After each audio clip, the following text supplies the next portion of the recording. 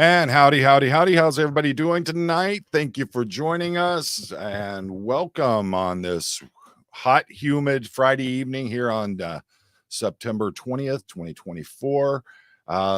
Actually, my kids just turned 27 years old yesterday, so we had quite a bit of stuff going on with that. It's been a pretty hectic few days here, but we're getting back on track with everything. Let's see who all's in here tonight. We see Olson is in here, Laura Waldy, my lead moderator for the channel, Lisa Robinson, Mischief Managed, Mona Englert, one half of the Twinsies, and y'all talking it up pretty good there. Sir Crepitus is here. Finally, are you finally off the leash? The wife let you watch YouTube again. Gary Mackey, how are you doing tonight? Another one of my great mods, along with Sir Crepitus and Laura Waldy.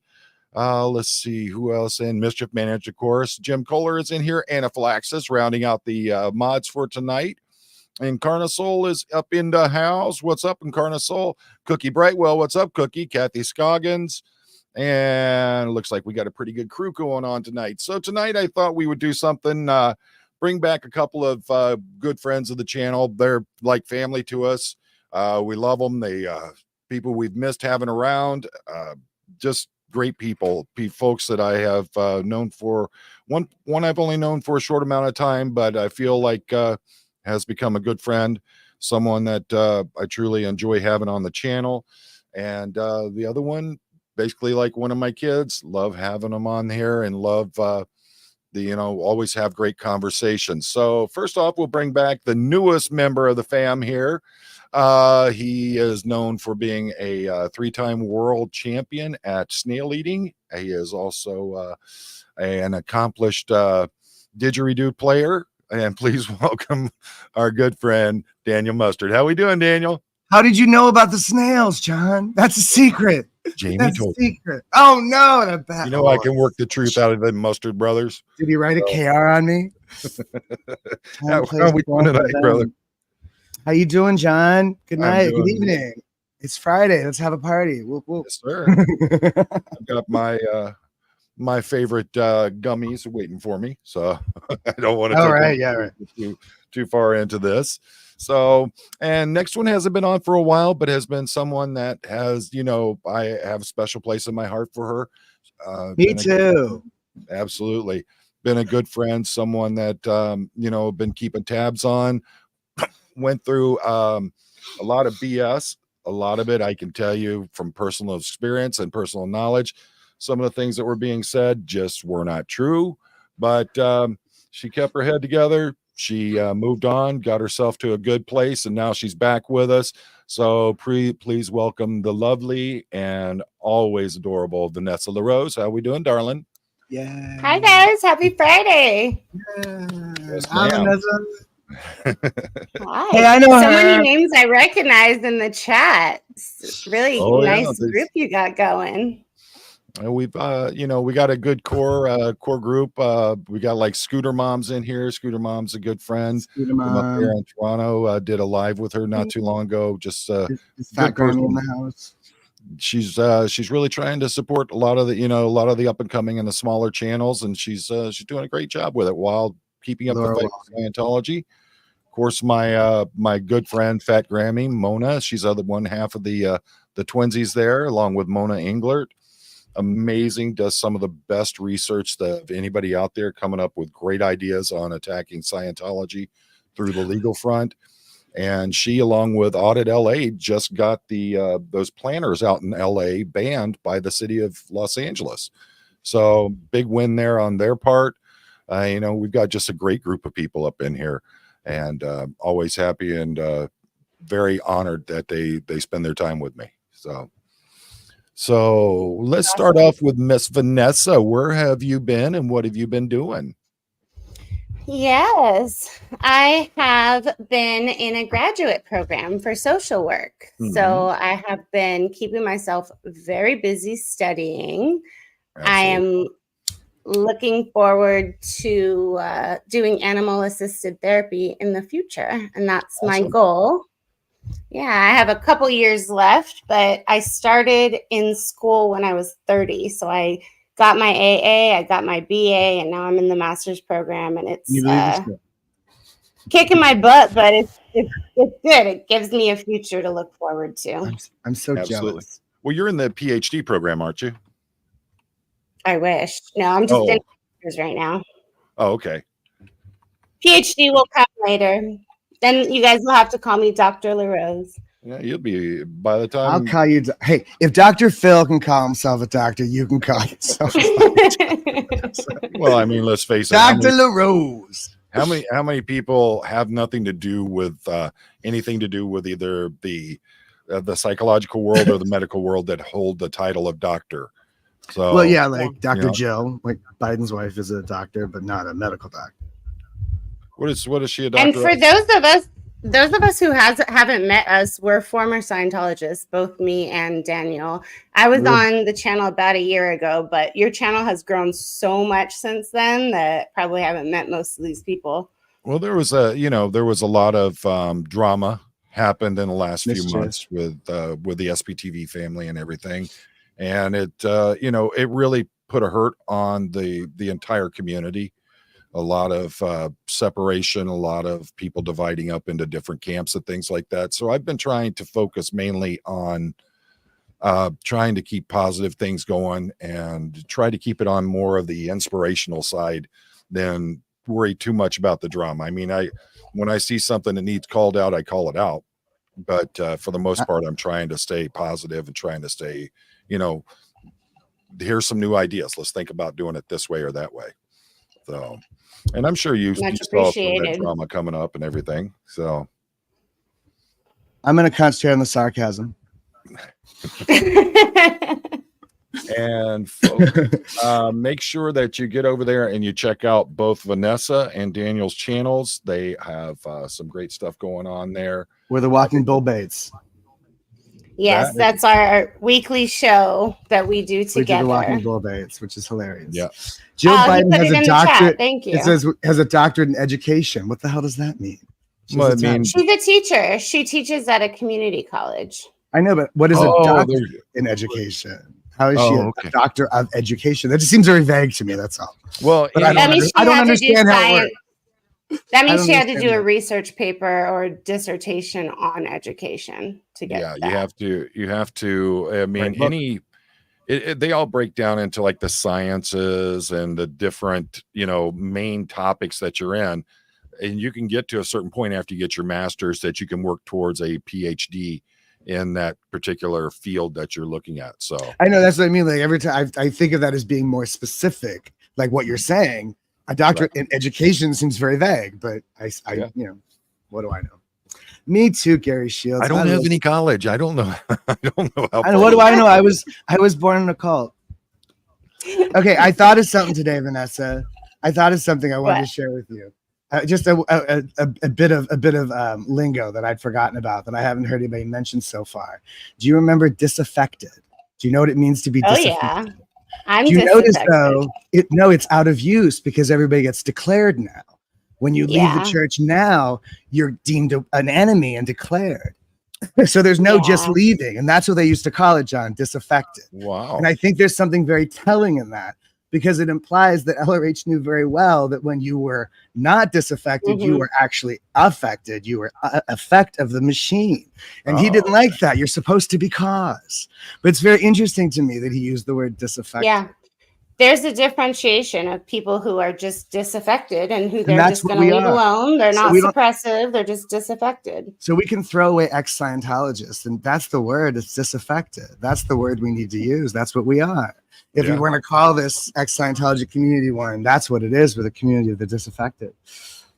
I know. I think I'm so clever. It got to the point where there were people that were, they were unhappy with hearing second and third gen and things like that. So you're either a never in or a former in. That's the way I look at it. So, I mean, there are some folks. Former in, right. That's interesting because that's like taking from the never in nomenclature and bringing it back around. Yeah, people like Karen Delacarriere and Janice Gillum Grady, I call them OGs because they are OGs. And they're serious or were, whatever. Yeah, that's it's just and everybody makes sure you're coming through a prostate Alex. Alex with the affection in disaffection. There we go. He does. He puts the affection in Oh, disaffection. that's good. Disaffection. Hi, Witness. She's awesome too. We got so many cool people in Witness. here tonight. Witness is a total champ. Anaphylaxis, Sercrapitus.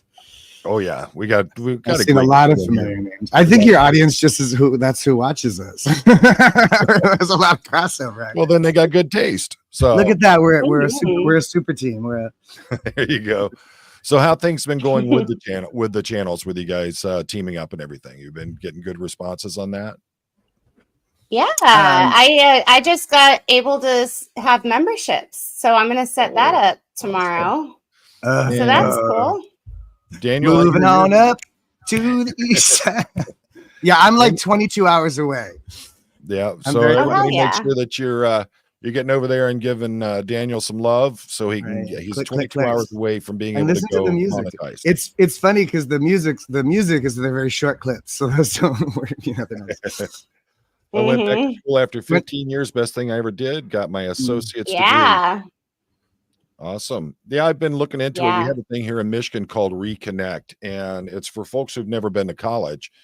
And so they allow you to get a free 2-year degree from any community college that's in your area.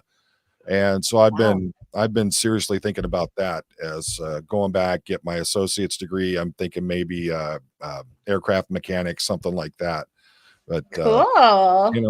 It'd be nice to have that sheepskin to hang on the wall. Yeah, and it's good for your brain to keep working and working on problems and learning things.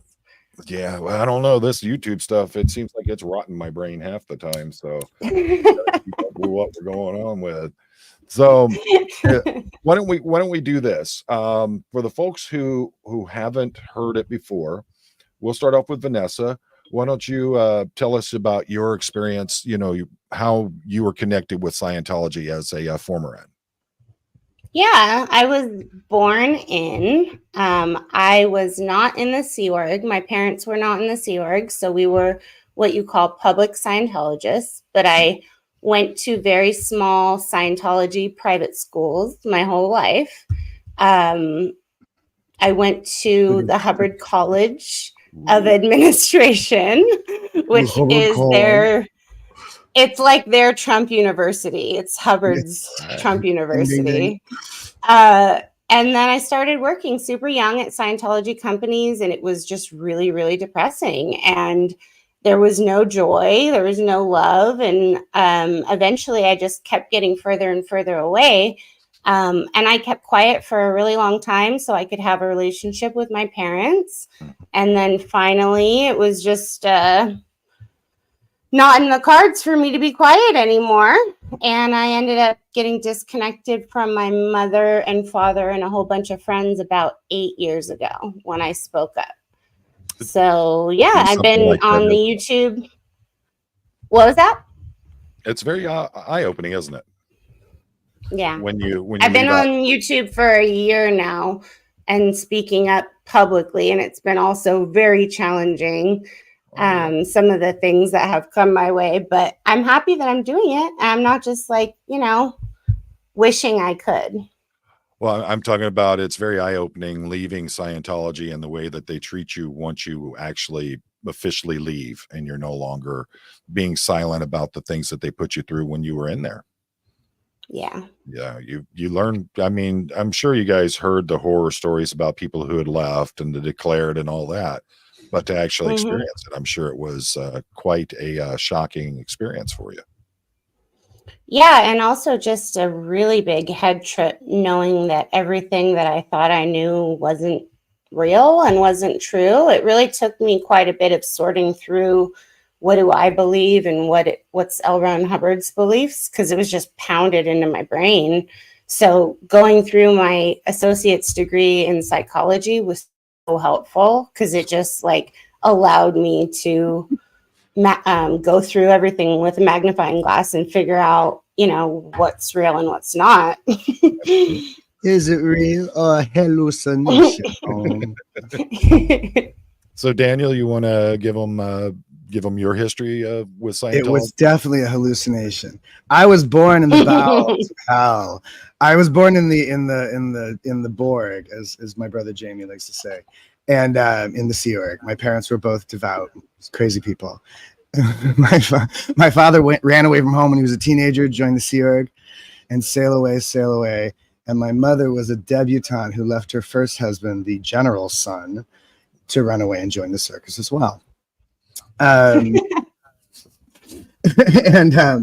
what happened? So two people, I always joke, two people that never should have met, the debutante and the hippie. You know, these are two people that never should have crossed paths. And only in 1960s California could this have possibly happened.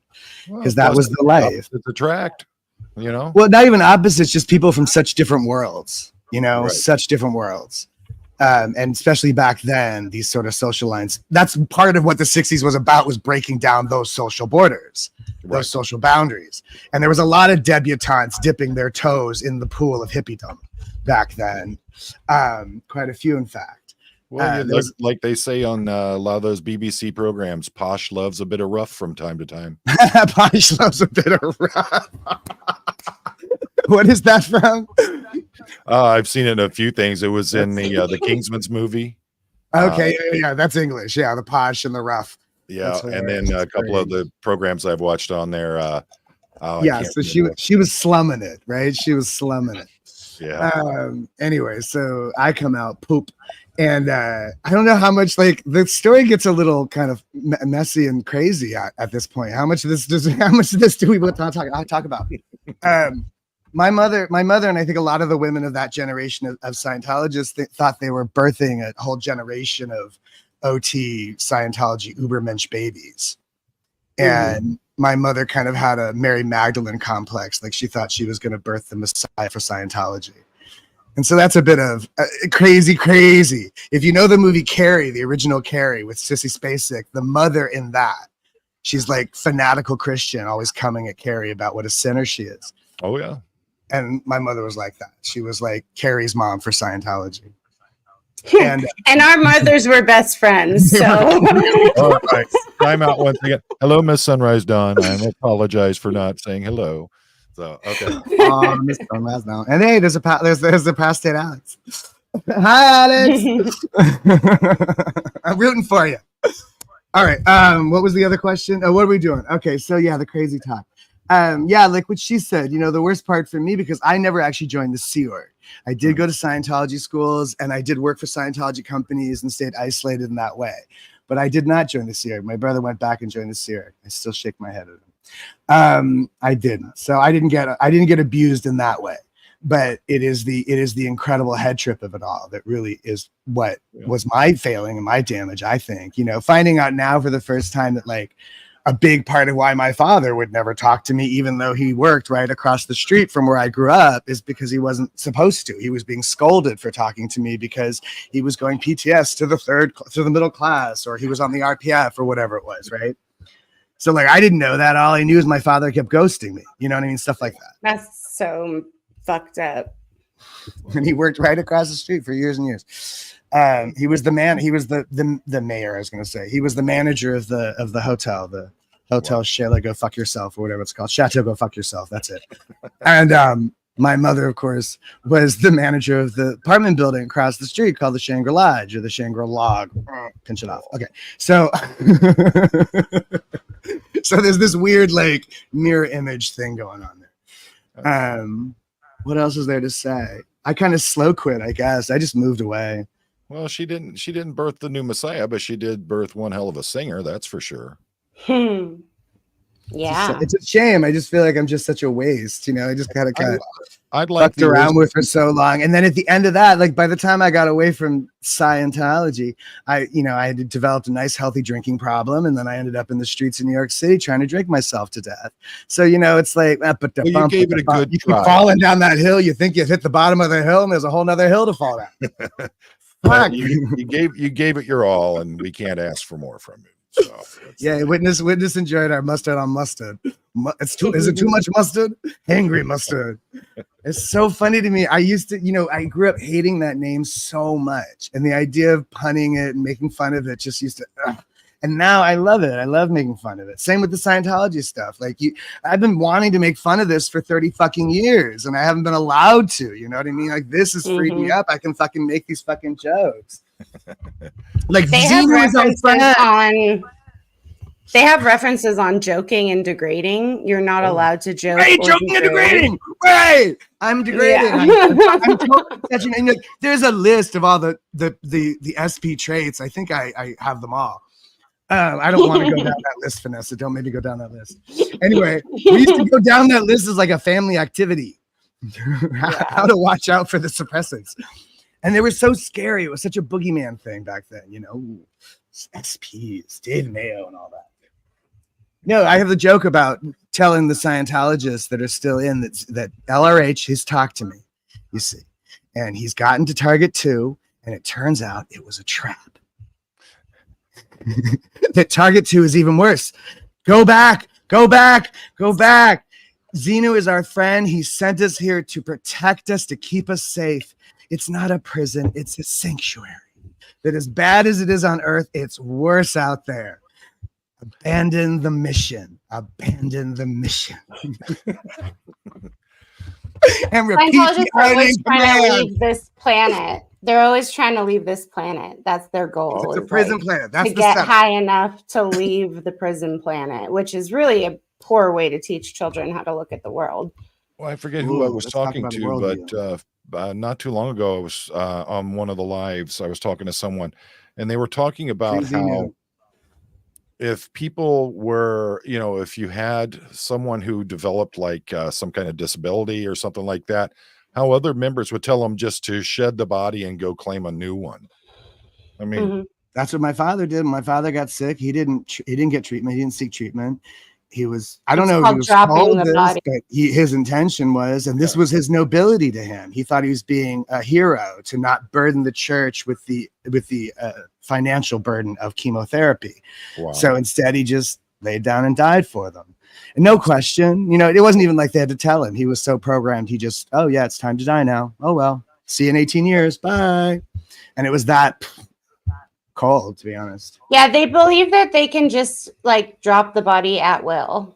Oh yeah, and just grab a new one and then be right back. Took him a year and 10 days. Yeah, which honestly is why I think so many kids that we grew up with did the unaliving. There's a lot of they really believe that they could just pick up a new body and have different circumstances, which is crazy.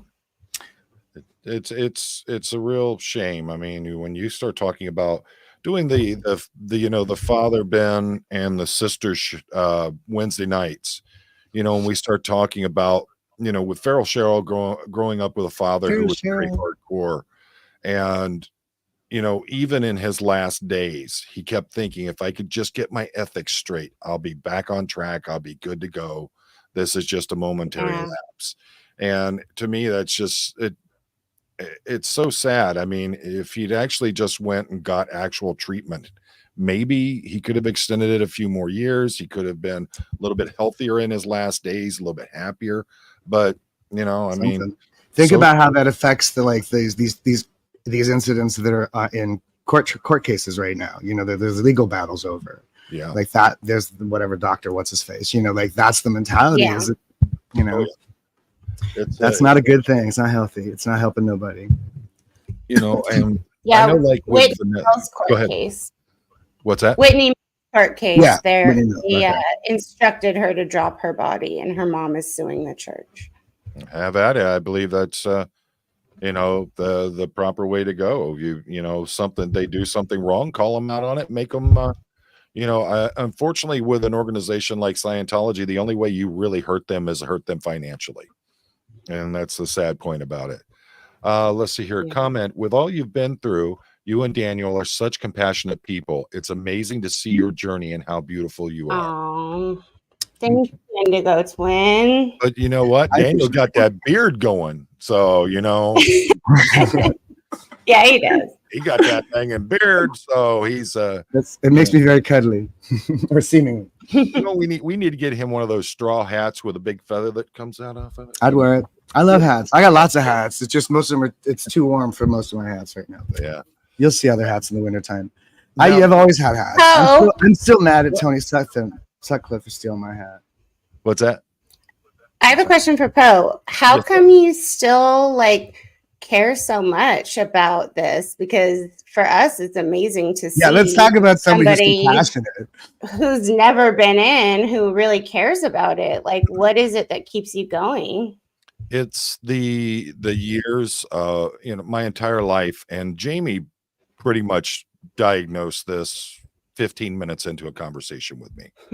I've spent the majority of my life being that person who stands up for those who can't, being that person who is strong for those who are weak. It's a hero for the children, for the elderly, and it just carries on in my regular life.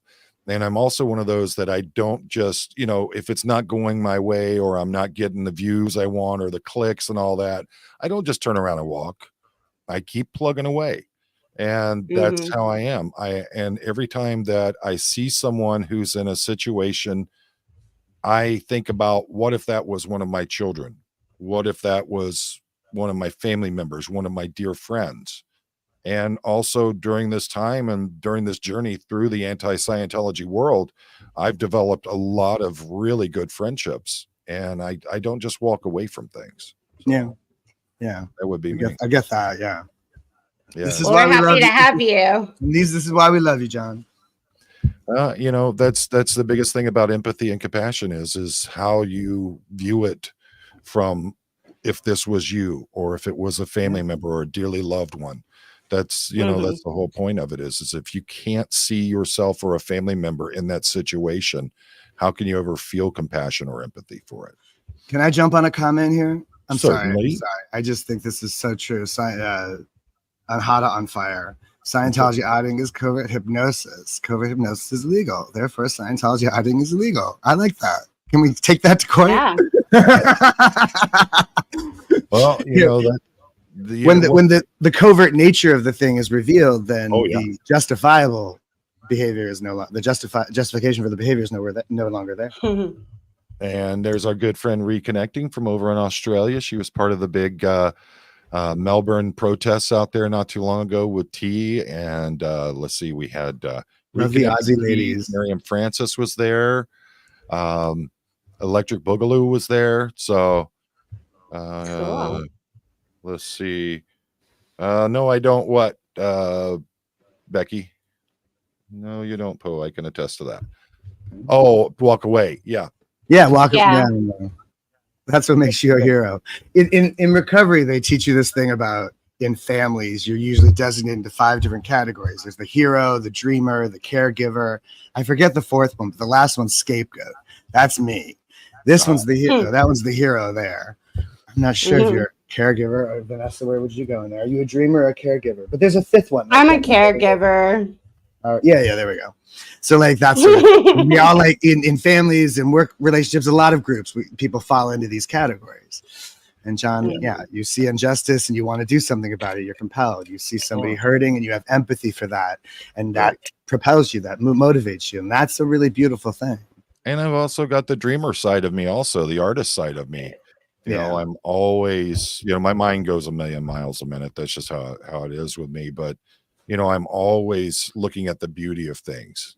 I see so many people that there are a lot of people that are, it's the glass half empty kind of world. For me, I look at a leaf and I see the beauty and the singularity of that leaf, like a snowflake. There's no other leaf in the world like it. In sitting in the woods and just sit down and just listen to life happening around you, not machinery, not city, not planes, any of that stuff. Just listen to the real life that's happening. The desert in California is good for that. She knows. Yeah, it's a good place to clear your head. That's for sure. Now, I know with Vanessa, because I was still in contact with you during some of it that was going on. How bad was the fair gaming that you went through, hon? It was ridiculous. I started having cars following me everywhere I went for a couple of months. I had people following me. I would get out at the gas station and there would be men filming me like numerous times. It got to a point, and I have all this footage, but there's nothing I can even do with it. Like, You sure it wasn't paparazzi? well, You sure no, Lady Gaga it was wasn't just behind you? it was just my OSA paparazzi. There you go. And they just want you to know that you're being watched. That's their whole point. It's to not do even that.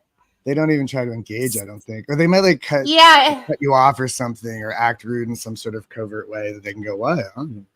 But they're dorks. They're dorks, those OSA people. You can spot them a mile away. I'm waiting. Yeah. My therapist is so concerned that I might be in danger. And I'm like, I'm not afraid of these people. They're such dorks. And on this block, they ain't going to get through the crowd of the front door. Never mind. Please, are you kidding me? Yeah. There's a bunch of dudes hang out here. They'd be afraid to get anywhere near. That's the nice thing about that. And, you know, I know like with UV, when some of that stuff was going on, because we were in a lot of serious contact during that time, and just watching you helped me a lot. It was having on you it was something else. And when you decided to step away, when you decided to step away from SPTV, there were a lot of people like, well, no, she can't do that. And I'm like, no. Let her go have her time. Let her recollect herself and then get back to what she wants to do. If she doesn't want to come back to YouTube, then don't come back to YouTube. But I'm always here if you need to talk. So that's one of the important. Yeah, no, and you also helped me with when that scary person was making death threats, and I had to go to the police. And so there was, quite a lot going on at the time. I had deaths in my family while they're following me everywhere. It was just like a really all at once kind of thing, which most people, you're not prepared for your life to be like, for eyes to always be on you everywhere you go. It was nuts. But thankfully, I've gotten out into the desert and I have a lot of space and it's really healing out here. And I'm actually really far from any Scientology org or mission. And so that is like, they actually leave me alone. Yeah, I'm really happy. Yeah, I just couldn't deal with it. Joker, entertainer, mischief. So that's the one I forgot is the Joker. So it's hero, dreamer, caregiver, Joker, and scapegoat. And yeah, we all have a little bit of all those things in us. But there's like the primary kind of function in a group. Yeah. And I'm the scapegoat. I was the scapegoat in my family. I was blamed for everything. My mother blamed me for her divorce. She blamed me for my own birth. It's a fantastic way to start a life. I say wear it with pride. Yep. It's all my fault. What happens now? So what happens now? I remember when I first started having brushes with PIs, they came to your spot too, Poe, and you scared them away. Yeah, I had a little fun with them. When you got a neighbor who is a vice president of one of the most unfriendly motorcycle clubs in the Detroit area, and he's calling you up saying, hey, there's some guy over here with a big camera in his car taking pictures of your house. You want me to get some of my boys to come over and take care of him? No, I go out and have a talk with him. But the stuff that I went through, I had the people going through my trash, which anything that has anything on it goes right into our fire pit. So we never worry about any of that. There's nothing going out that they can use from that. And mostly they're getting a lot of Roscoe bombs in there. So, no. And then, so we had those going on, and then I had them, 3 or 4 times caught people going through my mailbox. And that, when I came out and confronted them the last time, that was the last time we had that problem. Now I've got cameras up around, so I don't worry about any of it. Chad got to experience his first time having a experience, seeing what Scientology does when we were in Clearwater and they decided to follow us back from. Yeah, I saw that. It was great. The moment he's like, they're really following us. Like he was skeptical at first. He's like, no, they're really. They were following you in downtown Clearwater, or where? What is that big road that goes from Clearwater to Tampa? I can't remember what the Bay Drive Causeway. I think it might be it. Yeah, it was. We were coming back on that road because we were staying we were still in Clearwater, but we were before the bay and all that stuff. So we were staying in a hotel along that road, and they were following us from Flag. We came out of the parking lot over near Flag, and I noticed this Jeep Cherokee was making all the same moves I was. And I told Chad, and he's like, nah. And I said, no, seriously, look in your mirror and watch that Jeep Cherokee 2 cars behind us and watch what happens. I went from the far left-hand lane across two lanes over to the far right-hand side. Immediately, they did the same thing. So we did this 3 or 4 times, and he's like, yeah, I think they're really following us. And I'm like, no shit. So it's great. The moment he's like, they're really he's flabbergasted. It's so funny. I actually got to the point where we lost them, so I pulled over and stopped and waited for them to catch up with us so they could keep following us for a little bit. That's good. That's good. That fucks with them. Like, I'm not afraid of you, stupid. Come on. Oh yeah. I pulled over in a parking lot and waited for them. When they realized that I knew who they were and I finally got a good look at their face, they took off and I didn't see anything else from them. Remember in Beverly Hills Cop when the cops are tailing Axel Foley and he keeps fucking with them? He sends them dinner in the middle of the night and he sticks bananas up their tailpipe. Oh yeah. But the problem was that was our last night there in Clearwater. So we flew out the next day. It was just one of those things where it was fun just to play with them for a little bit. And it was nice. Chad got to see that, this stuff is real. I think for a lot of folks, they hear the stories and they're like, oh, no, that can't happen that way. What are you talking about? People used to brag about this stuff. Yeah. When you look out and you see someone literally taking trash bags out of your trash can, throwing them in the back of a car and taking off, it's like, yeah, it's kind of real, and people are like, wow, I just can't believe that's actually happening. But that's the reality of this world. Scientology hires people and spends a lot of money to try to make your life miserable. So it's all very like paranoid and not, this sort of like the way they blow up this idea of enemy, the idea that anybody who doesn't love them is somehow some evil creature that needs to be stopped and destroyed. And that's what they think. They think that we have evil purposes and stuff like that. And we're trying to hurt the only thing that's going to save the world. Like it's so sick. That's what's the thinking of. According to their rules and regulations, we are evil. Right. That's what I'm saying. Like to them, they're saving the universe, and we're just trying to get in their way. Yeah. and we even worse, because presumably we should know better. We're supposed to believe that they're saving the universe, Absolutely. But we don't. It's anymore. Stuff. But you guys grew up in it. You know what the indoctrination's like. You know how it is to believe something that, for most people, they look at it and they're just like, that's a bunch of hooey. But when you're raised in it, it's a different thing, because you're from day one. No. What bothers me is when people just dismiss it as, oh, well, everybody's got their thing. Like Gene Simmons of Kiss was asked about the Linkin Park, whatever thing with that girl. And he was like, whatever, everybody's got their religion, everybody's got their thing. And it's like, but it's not a religion. It's not just religions are weird. That's the point. That's the misnomer. It's not a religion. It really isn't. It's a business at best. It's a cult at worst. It's not a religion. It never was. And that's the problem. We don't have like a legal ruling on that. Right now, the IRS gets to make these calls, and that's insane. We need a Supreme Court ruling to decide the difference between religion and cult, so that Scientology can no longer feloniously claim itself to be a religion. It is not. It is not. Of all people who should know better, considering what Kiss went through back in the late 70s, early 80s with the whole Kiss Army thing, mothers showing up at their concerts, picketing outside of Kiss concerts, things like that, he should know. There's a big difference between a religion, a cult, and a belief. And he doesn't seem to. He seems to be thinking it's just an alternative religion, leave people alone. But it's not that simple. FOMO, yes, you must. Right? That's hilarious, right? Wouldn't you though? That's the thing about the gilded cage. Like, he's built himself a little gilded palace, but he can't go anywhere. He doesn't know anybody, he can't trust anybody.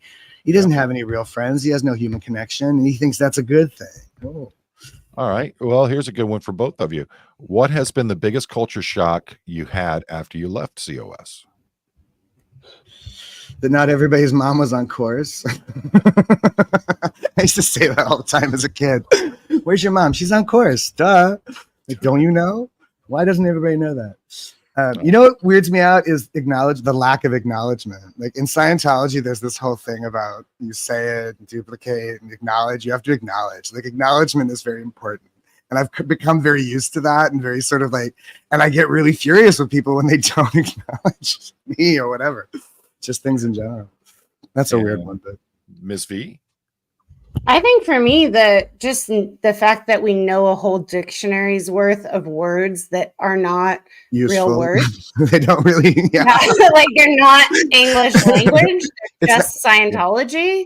It's not a transferable so that has skill. Been yeah, it's not transferable. And using terms out of like in weird like that don't mean what you think they mean, and people are like, "What the fuck are you talking about?" Yeah, cocknight. I don't know, cognition. Yeah, What does and that also mean? just that there's like a lot of love in the world. Like we just weren't raised with this concept of love. So I would watch movies and be like, "Oh God, those families look so sweet." Like, it's just a movie though, and I think finding out that real life is actually more similar to those sweet movies than I even knew is Isn't like, that funny? wow. Because people living normal lives complain that those sweet movies don't represent their lives because life is messy. But to us, by comparison, the real life is it lives up to the Hollywood image. That's hilarious, Vanessa. It had to be something as a child watching those kinds of things and seeing families sit down to dinner as a family and doing things as a family.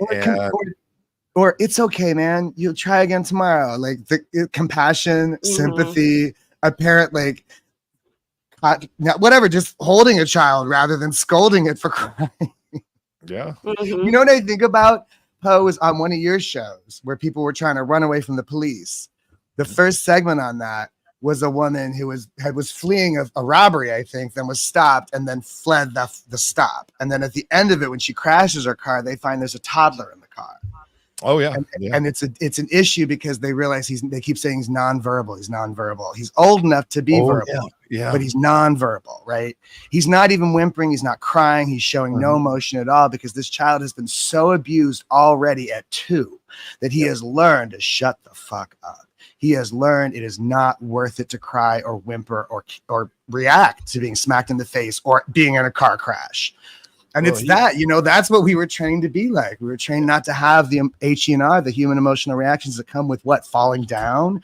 No, you're scolded for that. And my mom did hit. I don't think your mother hit you, but my mother did hit me. So, hey, my mom wasn't in Scientology, and buddy, she could put a whooping on you in a heartbeat. So I'm just saying what is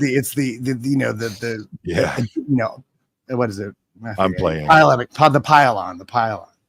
On top of the head case is also the heavy-handed. Yes, I have 3 dogs, and that's why I was so concerned last year and like would have to walk around the yard and make sure there was no poisonous treats thrown over the gate or anything like that because they are known for killing people's dogs.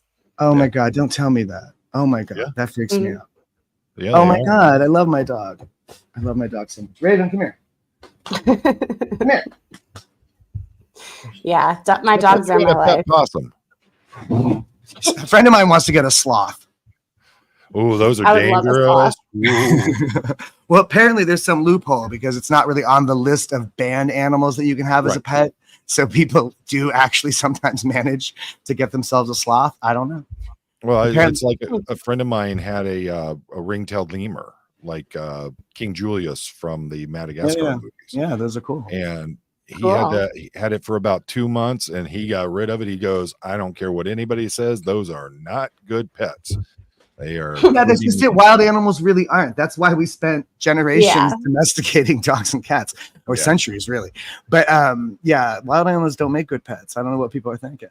Well, I can't believe the responses I've been getting from folks. The other day, the wife and I were out in the yard and we were doing some landscaping, things like that. She came over. She goes, I got something for you. I put my hand out and I've got my gloves on and she drops a snake in my hand. And I look at it and I'm like, oh, and then I realize that looks an awful lot like the Michigan rattlesnake. And I go, whoa, what are you doing? And she goes, it's not bad. It bit me right here. And you see, and I'm like, what are you doing, woman? What are you doing? And it turned out that it was a non-venomous species that mimics the coloration of a right, like the coral. There's a couple of snakes like that. You got to breed. Oh my God! We have at least one pair of breeding rattlesnakes that are on our property out back, and this is about the time when the hatchlings would be out going on their way. And I'm just like, you don't just pick a snake up. What is going on there? You know? Yeah, that's terrifying. Let's see. Yeah, and also some Pinche makes a point about the neighborhoods that me and Jamie grew up in, where you also learn not to react to things for other reasons. Oh yeah, let's see here. That's what growing up in gang-infested neighborhoods sounds like. Don't show a reaction when someone pulls up on you. If you show fear, they will act like sharks to blood. Yeah, from everybody who's a former in, hearing the things that Scientology would do and how that they would handle you, how they would treat you during the auditing sessions where they were doing the, you know, I forget what they call it, where they would confront you with things, try to get emotions from you. Bull bait. Bull baiting. That's why we call ourselves the walking bull baits. That's why we call ourselves the bull bait, yeah. Because we're bull baiting. My mom and dad were so much in love, they gave each other googly eyes till death. That is the kind of love I fight for you both to enjoy. Oh, that's so sweet. You. Everybody needs that, right? I don't know. It's so hard. It's so hard. You got to love yourself first, right? I think, but I also think another problem is so many people so want that they're constantly just searching. And sometimes if you just stop and let life happen, it'll come to you. I think we get a false notion of what it looks like. We think that the googly eye till the day they die. We think it looks like the Notebook or something. We think it looks like something more. We think it looks like something easier than it really is. You know, that's the thing I find is true. That like to Fat Grammy's perception, her parents were totally in love all the time. But I bet you they also had their kerfuffles and their problems and their struggles and their arguments. Oh yeah. But they just kept it from her, or she, you know, the good stuff overrode the bad stuff. Well, next year will be 35 years the wife and I have been married, and oh my God, we're and it's work, right? In love to this day. And really can't see life with from either perspective. We can't see it without the other in our lives. But a lot of people don't realize it, even though we love each other so much, it's work. You have to. The best way I can describe it is when people talk about being a husband and a father, what's it like? I go, you know what? You swallow a spoonful of shit every day just to make sure your family gets what they need. You put them first. And I think my wife says it best when she says the best part about our relationship is we didn't hate each other at the same time.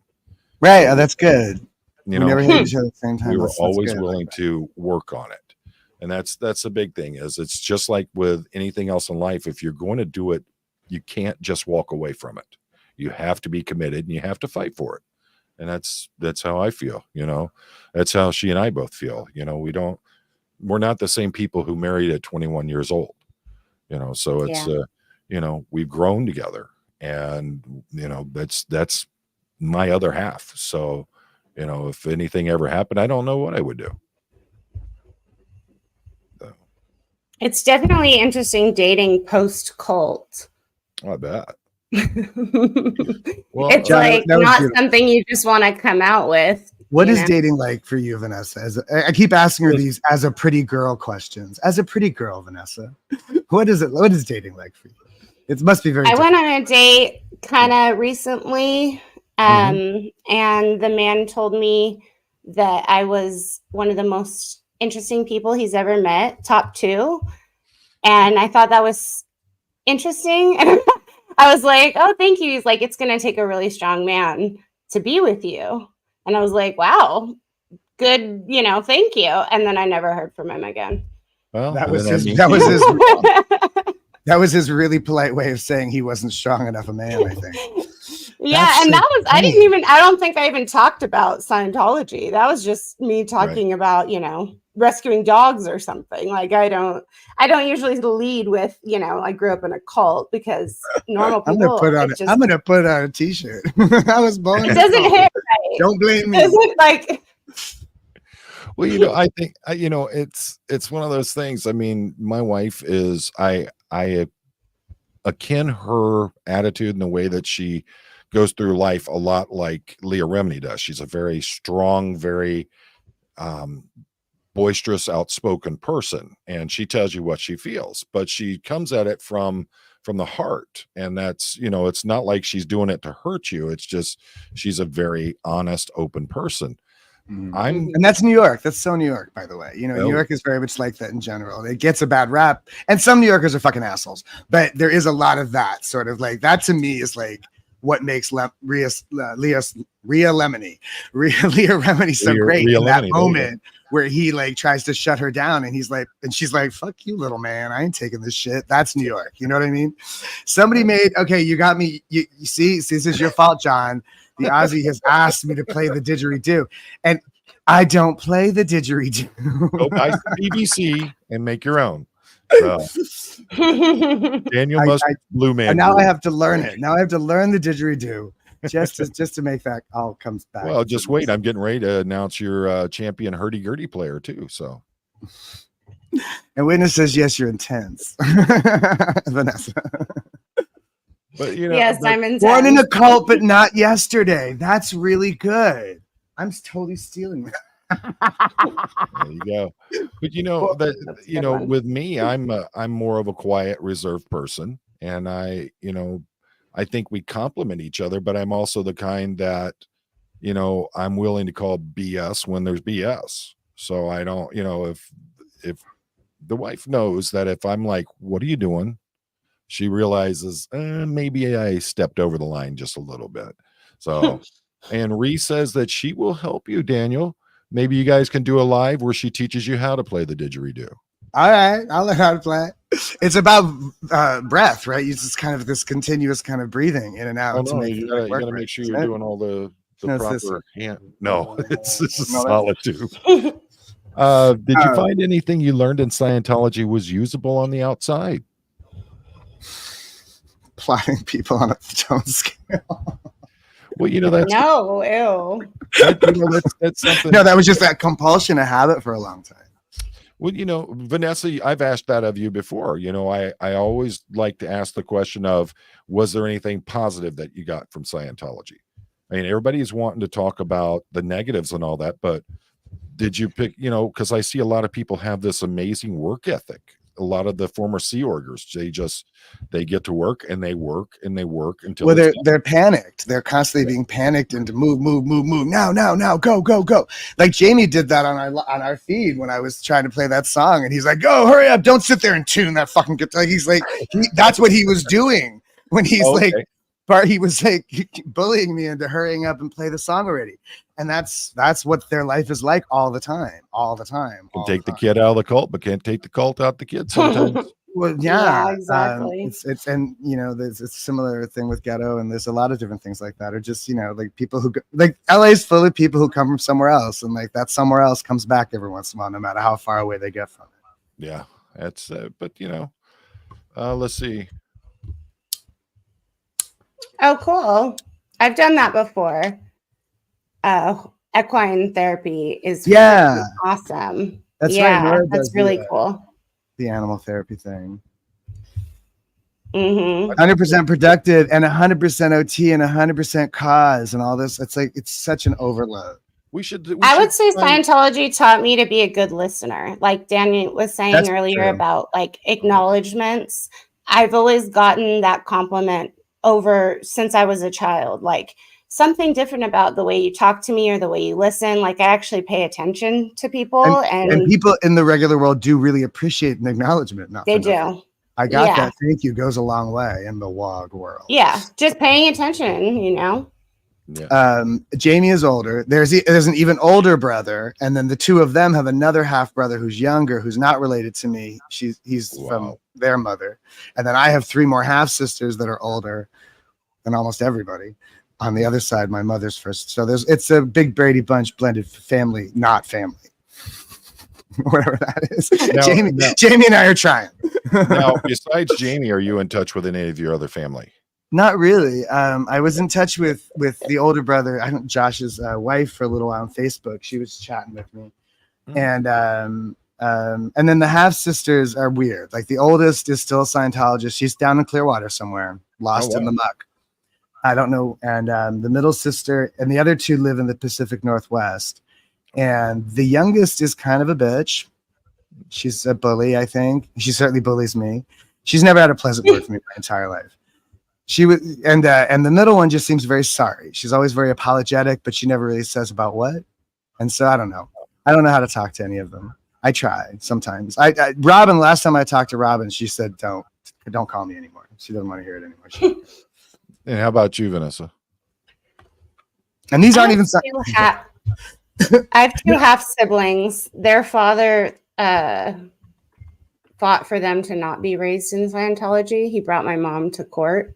So they're much older than me, and we don't really have a great relationship anymore. We did when I was younger, but it's pretty much just chosen family. I got Danny Mustard as my brother. Well, yeah. And the thing is, sometimes, it's those chosen family members are the best when in the long run. So in the LGBTQ alphabet world, in the queer world, there's a lot of that adopted family stuff because so often we're thrown out of our families. And I was going to say something about the younger two of my half sisters. They don't consider themselves to have been Scientologists, even though mom joined the Sea Org with them. All three of them were in the Cadet Org as children. And Kelly continued to be a Scientologist. The other two didn't. They left as soon as they left home. They left everything. They never came back to it. But I don't know how much of that is still in them. Do they have any idea? How is that what I keep bumping into? I cannot talk to those women. I have tried so hard. Wow. And they don't want to know. They don't want to hear it. They don't care. They're just, or whatever. I don't know. But, Kelly obviously is very affected, but I wonder about the other two, if they know, how much auditing they had and what the being in the Cadet Org as children, how that affected them, Wow. That's I don't know. All right. And meandering. Now I sound like Donald Trump. Electric sharks. Sorry. What are your hobbies? We know Daniel enjoys his music. Oh yeah. I do that. I foster doggies. I love animals, so I spend my spare time either cooking or with dogs. Those are my hobbies. She's busy educating herself. Her hobby is getting degrees.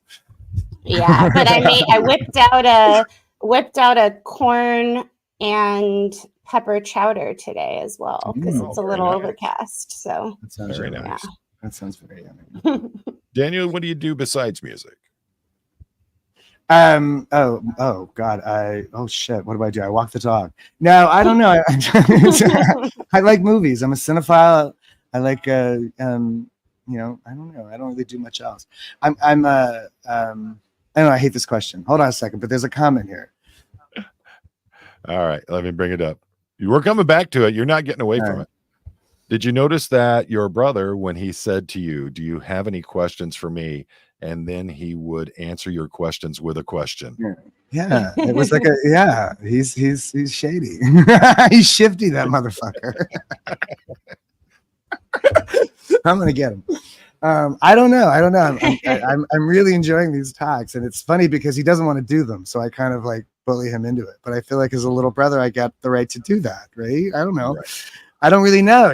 We didn't get to be brothers when we were little. So I get to be kind of juvenile at him, I guess. And he's such a grown up. He's such a, he's always been such the responsible one, but that's kind of been hoisted on him, I think. Well, here's a question, and I've talked about it before. It seems like a lot of former Scientologists are now living through their teenage young adult years, and they're going through that now because they never got to experience it when they were in Scientology. Did either or both of you go through that? Absolutely.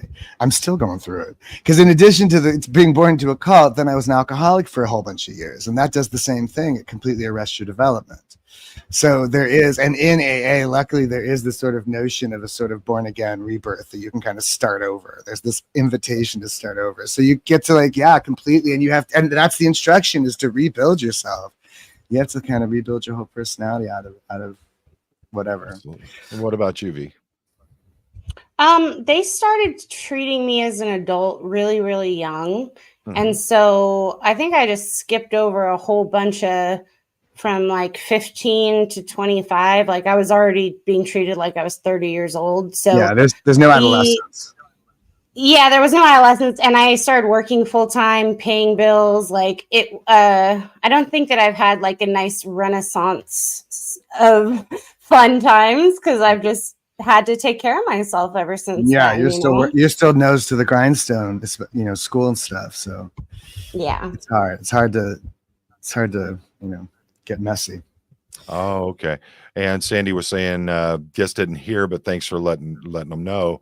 They only asked because he was acting like the older brother. Yeah, no, yeah. I love it. Like that's the funny thing about it, is there is this sort of like I'm not hostility, but like I don't know what competitiveness maybe. Like it's just not what I'm used. I don't know this. This is new to me. This sort of relationship. So it's like it's interesting. And I don't know. I'm figuring it out. He's figuring. I guess he's figuring it out too. You're both very passionate people too. Yeah, so we're both very loud and passionate, and we scream at each other.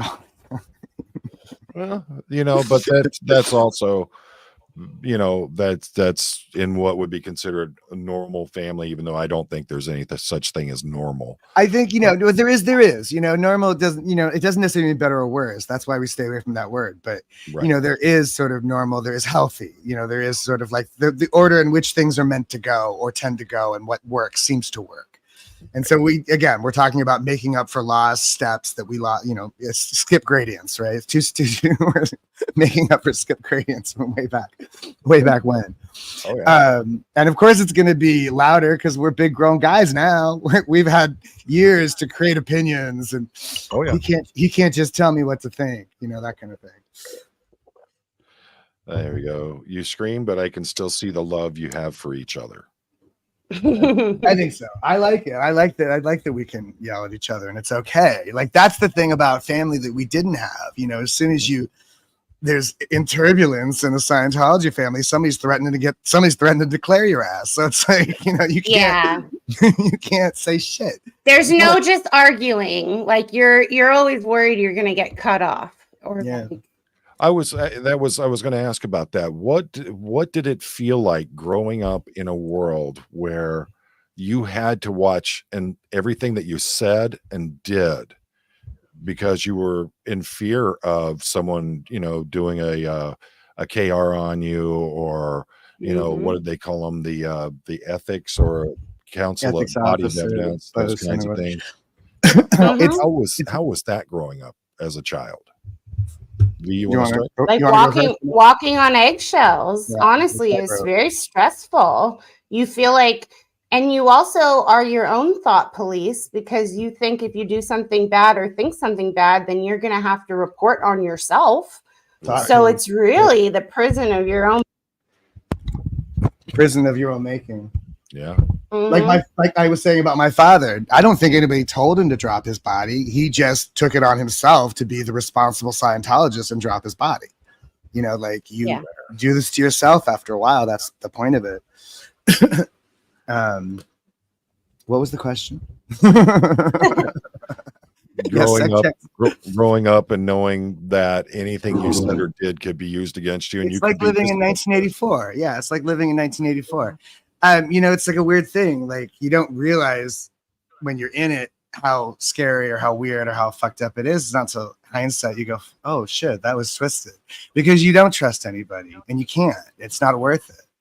And I was always in trouble anyway, so it's like I really had to like walk tiptoe through those eggshells, like with Vaseline or something. I don't know, but cotton balls. Unconditional love is not a thing. So everything's conditional. Everything is conditional. Literal conditions, exactly. That's crazy. And that's really bad for development of human beings. You should be able to mess up sometimes. You weren't allowed. You talk about, like when Jamie talks about how being born and taken directly to Scientology. That's, to me, that's, I just can't. That's the sort of like his take on that generation of women that I say thought they were birthing perfect Ubermensch Scientology babies. To him, they were birthing the slave labor. Yeah. That's well, I mean, you look back and that same kind of practice was used in Germany back in the, the 30s, 40s, and 50s, where they were trying to create the perfect Aryan. And yeah, you see that, see how that they, what that did to a whole generation coming out of that and the damage that it did. And it's so much like Scientology. If the child wasn't perfect, the child was rejected.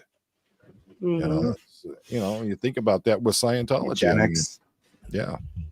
And the use of propaganda. I mean, when I learned about World War II or, just history in general, I started realizing like, we've already learned these lessons. Like, why are we letting this happen again? It's happening in Scientology where it's just mind control propaganda. It's brainwashing manual. Like, it's the stuff that happened already, but it still goes on there. But it seems like Scientology has been able to skirt so many of the legal ramifications because of the way that they safe point police, politicians, because they can falsely claim to be a religion. My friends who I talk about this with are constantly asking, how do they get away with this stuff? How do they get away with this stuff? And it's because they get exemptions and they can slip through loopholes and they can do all sorts of tricks because they're a religion. Right. And it doesn't, it's just like with politicians. It doesn't matter what party they're in. There are politicians that are just in it to make that bank, and they don't care what they do. And they'll back whatever comes their way. It's part of the problem with our whole political system is all politicians are beholden to money. You need a lot of money to run for office. Yeah. And so anybody who runs for office owes somebody favors somewhere because the people pay and people pay. How about this? What about sweet sugar? When I was a little kid and I was in the Boys Club of America and the Salvation Army thing, the after school thing, and we'd have like movies or something, and everybody got a Jolly Rancher except me. Really? Oh my God, I totally forgot about that. Yeah, that happened all the time. I was always excluded from the sugary treats. What about you? In like after school stuff or oh my God. Yeah, they always had us on like sugar-free things. We were not allowed to have a lot of sugar. We always like ate. You weren't allowed ibuprofen, or you weren't allowed aspirin. You weren't allowed. No, you weren't allowed aspirin. But I loved sweets, and I think there were a lot of things I started doing after the cult, like taking aspirin when I had a headache or Advil, just because I could. I take aspirin every day.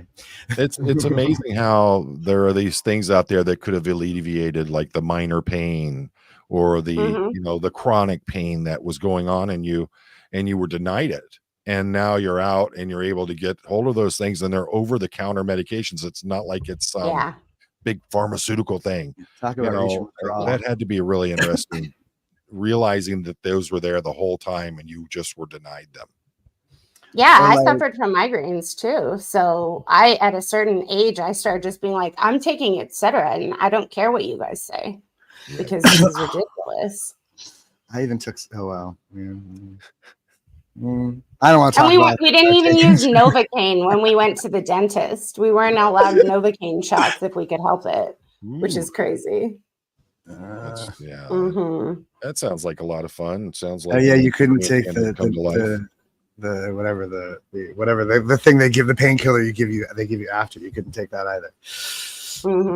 Yeah. Wow. The grand mal seizures Tori was experiencing denied meds because of COS policy. Jehovah's Witnesses do the same thing. I can remember, growing up with children in school that their family were part of Jehovah's Witnesses, and what did you get for Christmas? We don't celebrate Christmas. No Christmas. We give no birthdays. Yeah. They don't have holidays. They don't do birthdays or holidays. And they don't bear witness. I've always found that really interesting how Scientology seems to embrace the ideology of Christmas, has celebrations for Christmas, but yet you had LRH wanted to become the Antichrist. No,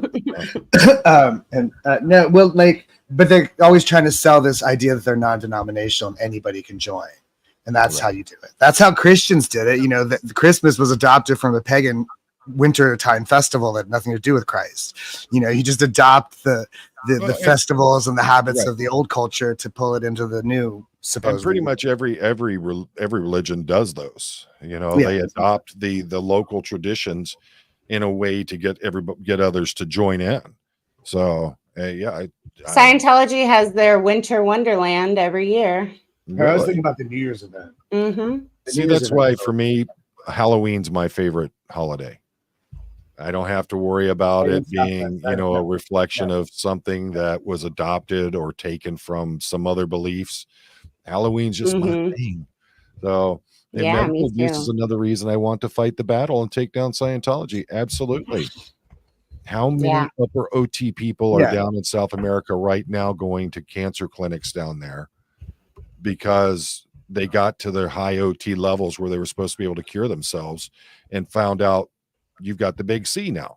You can't cure yourself. Yeah. And people don't get treatments. They don't get checkups. I remember my mother one time she had a mammogram and then that was it. She never had another because she thought she could just, be safe or whatever it was, will herself and be cancer free. But things. That's the reality of these cults. The Sunrise Dawn talking about, a coworker from a previous job was a Jehovah's Witness. His wife passed during the birth of their twins because she wasn't allowed a blood transfusion. It's, I don't understand. Let's see. I was really. Witness says she was pissed off when she found out Santa Claus was made up. No, Witness, I'm right here. Ho, ho, ho. Ho, ho, ho. I was born on Christmas Day. I can pretend to be Santa Claus. Is that Day of the Dead? Yes. Dia de los Muertos. Los Muertos. Yeah. I'm fluent. It's a fun one. Yeah. I'm fluent in English and Pig Latin, so some of these I Pig Latin. When you're from LA, you speak a poquito español.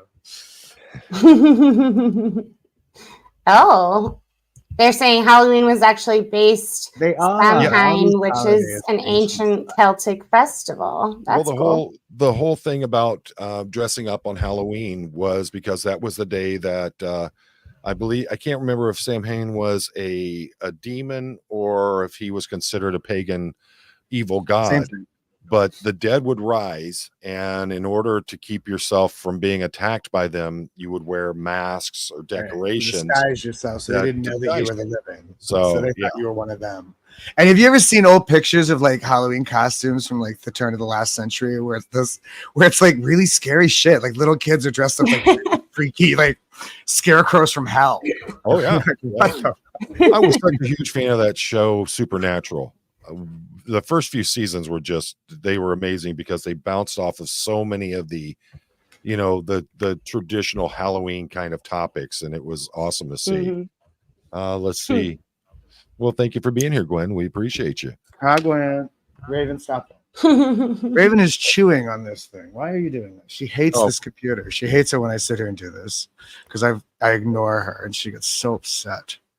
How's your doggy, Poe? Oh, he's doing good. He's upstairs bothering Mama right now. She's doing her canning, so he smells food, and he's a big mooch for that. But he's Rasco P. Coltrane. Yeah, he's my boy. He he's a good dog. He but driving us nuts. He's been if anything moves, he's on it. He's got that beagle in him, and then he's got that Chihuahua attitude. So, my gosh, say something else. Let's see. Comment: the veil thinned on Samhain that demons, witches, etc., they could get through, so they dressed up as such to hide themselves. Yeah, that was it's great. And we just rebranding. It's all rebranding. Yeah, It's all just a little bit of history repeating. It's like a Disney movie. They don't. I mean, when was the last time they had an actual new idea for a Disney movie? They just keep Inside rebranding Out. the same old stuff. You know. So that's Pixar. oh boy, yeah. I like Disney. I defend Disney. I think Disney are clever. I think they're very clever. I don't. I just look on them as this evil corporation that just, you know, look at how they fought to keep the original Steamboat Mickey from becoming a public domain. That's everybody else had to live through that, but you know, they go and they push it with Congress and all that, and they get it moved back so they can hold on to it for a few more years. You know what? At a certain point, it becomes a public thing. You can only wring that mop so many times before it's too dry to get anything out of it. Yeah, I've seen a lot of Steamboat Willie smoking a blunt on T-shirts. That's the Steamboat Willie. That's what people do with it. That's why they tried to hide it, because they tried to keep it, because they knew the public would make it. Indigo, for me, one of the things I like about fall and autumn is all the pumpkins, because I take them, smash them out at the back part of my property there, and watch all the deer night after night coming in to tear them apart. Oh, cool. Oh, deer. Doe deer, female deer. I forgot what we're talking about. Halloween. Oh, does anything we want to talk about? There's no set guideline here. So, what is on the horizon for you? I'm just, writing songs and I'm trying to get them recorded. I have a friend in Boston who has a home studio. He keeps inviting me out there to go do that. And I don't want to go because I don't know how to use these programs. People keep giving me these programs to try to record by myself, and I just don't. And they overwhelm me. And then I'm not really a guitar player. I keep telling people that, and they don't get it. Jamie's giving me shit about my guitar playing. I'm like, don't talk about it's not about the guitar playing, okay? I'm writing melodies. It's lyrics. It's melodies. It's voice. If you have something to say about those three things, great. Don't talk to me about my guitar playing. I'm not the guitar player. But Paul's the guitar player. But yeah, so I gotta go do that. I gotta go to Boston. I don't want to go to Boston. I don't want to go. Get some good chowder while you're there. Come on now. Get some chowder and some homophobia. Is Boston like that? I'm. Oh yeah, Boston's famously very homophobic.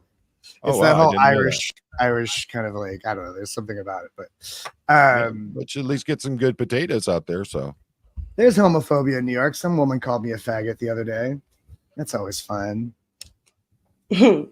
Yes, doesn't she look pretty tonight? She's so lovely. Thank you. I had to get ready for my dudes, Friday night fun night. So we know about this. We know about your continuing education there, but what else is on the horizon for Miss V? I don't know. Hopefully happiness. The elusive goal of happiness. I think right now I'm just like taking it day by day. Vanessa needs to fall in love. Yeah, I'd love to fall in love. That would be great. I'd love to have my own family. I love family, so it kind of sucks to not have my family in my life. But we'll see how that all goes. Dating is really just the worst. So I don't know about all that, but we'll just see where the wind takes me. I'm going to be doing internships from social work. So that'll be fun, and I'll get into different experiences. Right now I work in crisis treatment. Happiness would be nice. Yeah. Right now I work in crisis treatment still. And I'm going to try out maybe doing some hospice care and stuff like that. So yeah, big thing is that it always seems like the true love comes when you least expect it. Some Indigo says when you stop thinking about it, love smacks you in the face. And I think so many people put so much pressure on themselves. I gotta find this person. I gotta find the perfect person. Perfect person doesn't exist. in a relationship, you grow together, you become new people because of each other. And I think that it's very important that you keep, a focus on that. Neither one of you are perfect. You're both going to make mistakes. You're going to mess things up. You have to have that commitment and willingness and love for each other that you're willing to overlook those things. I know that I got my full share of negatives about me, but my wife knows who I am. She sees who the real me is, and she still loves me for it, and vice versa. So I think that's an important part of it. Let's see. People would complain about witchcraft, but yet they use Christmas trees. Maybe they shouldn't use them. That's the irony. Harry Potter, witchcraft doesn't bother me. So much of the Christmas stuff is pagan stuff that was about what Christians would consider witchcraft or heathenism. Well, and they don't even I don't think Christians know that Christmas was stolen. It's not even. I think that one of the big things with it is so many different sects within religions use fear as such a component, and that's how they keep people in line. They tried to ban Christmas in early America because the European Christians didn't like it because they did know back then that it was a pagan ritual and they wanted to get rid of it. So they tried to ban it in the American colonies in early America. I mean, look at it. Kellogg developed the cereal as a way to create abstinence, like chemical castration in cereal. So Kellogg was they made a movie. Kellogg was a weird health nut. He was in a lot of weird things, like those machines that shake you, and I'm not sure what they're supposed to do. But yeah, cornflakes was supposed to be health food. Well, was that the movie with Matthew Broderick? I don't remember. Probably. It was a long time ago, and it wasn't a great movie, to be honest. But they did make a movie. Yeah, it was about going to some kind of health retreat in the Battle Creek area of Michigan. I just remember the part where the woman is talking to Matthew Broderick, and she goes, "Have you masticated today?" And he's like, "What?" And not realizing that it's a completely different thing. This has gone back to the Christmas thing because also The Road to Wellville. There we go. Road to Wellville. Yeah, that was the movie. If you want to know something, ask on here. My mods will have that up there, like it's like that. It's on. That's there. Awesome. Yeah, Treasure Blog points out. Yeah, it was banned by the Puritans. The Puritans didn't like it, and Kristen is talking about how at the end of the year, everybody gets drunk. But that was the point. It was like that was a lifestyle where the entire middle of the year was all about the harvest. Yeah. Growing food, taking care of animals, whatever it is. At the end in autumn, you have the harvest. You pull all the wheat, you put the grain in the silo, yada yada. The end of the year is supposed to be your time to fucking party. That's the point. You work your ass off all summer and all fall, and then all year, basically. And that's the point. It's a big, blowout at the end of the year. That's supposed to be the point of it. But it was really super heathenistic at first. Sex in the woods and setting shit on fire. They were doing crazy shit because it was a crazy life, because it was hard to work your ass off all year. And then at the end of the year, finally you get to blow off some steam. I think something that is so missing in society nowadays is the ability to be self-sufficient. Just look back, a few years back when the grid collapsed on the eastern side of the country. People were losing it. They didn't know how that they were going to be able to do anything. And I just find it so amazing. I mean, if society were to collapse, first thing I'm doing is I'm taking my family up mid-Michigan, northern Michigan area where we've got family up there with huge amounts of land. I can feed us and keep us going without a problem. But there's so many people that if they can't get to the corner store, they're going to die. That's me. If society collapses, I'm the first to go. I always say that if there's a zombie apocalypse, just don't wait for me. Just throw me to them. Use me as fodder. I'm going to be no good in the apocalypse. I will be no good at the apocalypse. No good at all. You live in a big city where pretty much everything is right around the corner from you. Everything's very neat. And, a lot of people lose that resiliency. They don't, I haven't hunted for years because I don't need to. I've got friends every year wanting me to help them, wanting me to process their deer for them, wanting me to do turkeys, deer, rabbit, all that stuff. Wild turkeys. All right. The thing is that, if I needed to, I could pick right back up tomorrow. The thing is that being able, if the time comes, you can take care of yourself, you can take care of your family. And I think that's very important. You better watch out, John. If there is an apocalypse, we're all going to come find you. Stay with Good luck. Good luck. Take us I'll in, have John. the family pigeonholed up. I can totally imagine it, like in a Mad Max movie. You got the wall up, you got the bus in the way. Already got my plans. John's got the fortress going.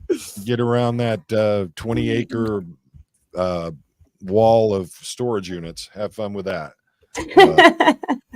Exactly, right? Yeah, I'm totally down. Ree should come on Walking Bull Baits with us.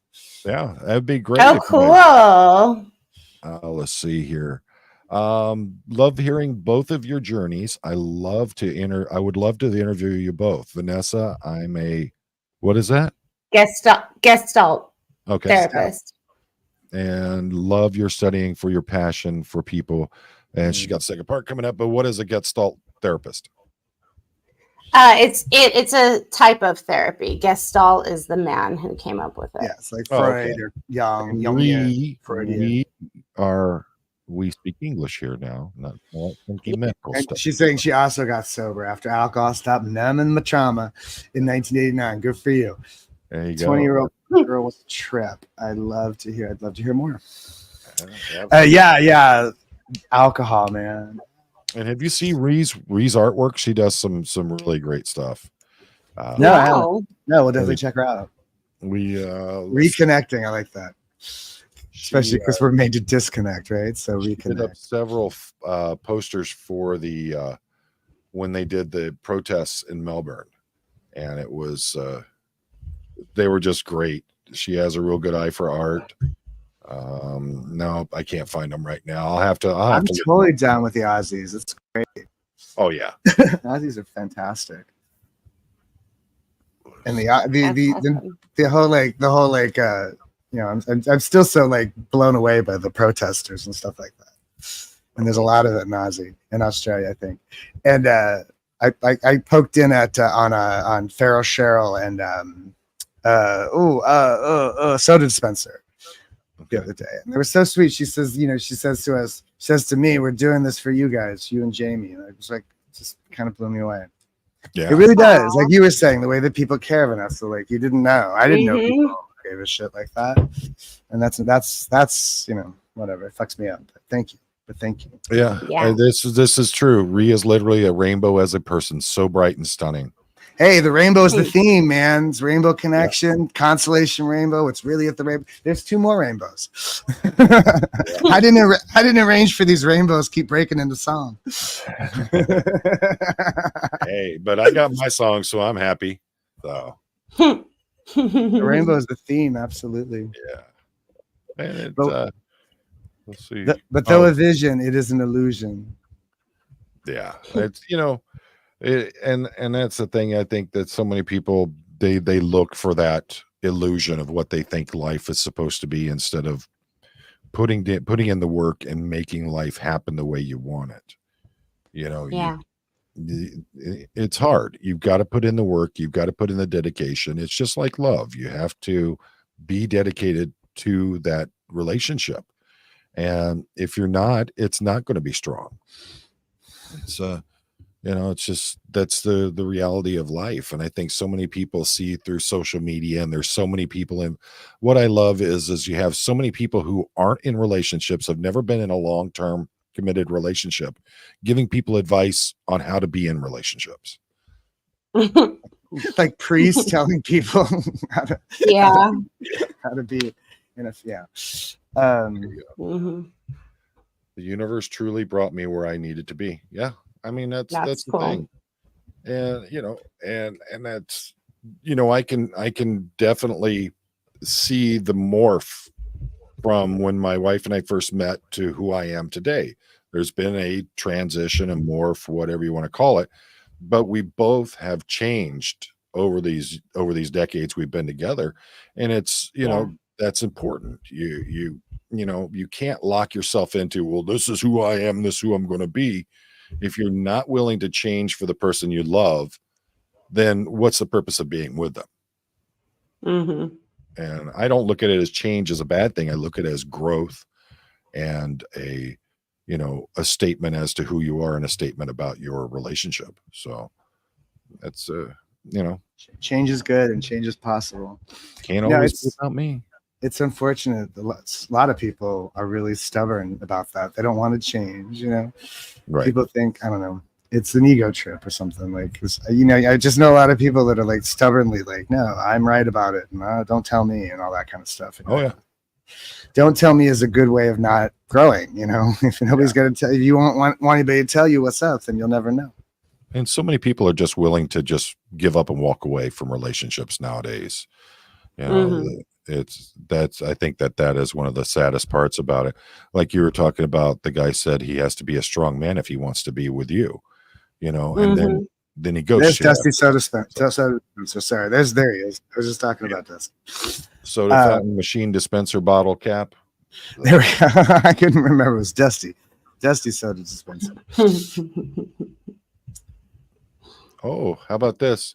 Do you ever play "You're My Home" from Billy Joel? No, I don't know that one. I know a lot of Billy Joel though, but I don't know that song. "You're My Home." I'll look at that.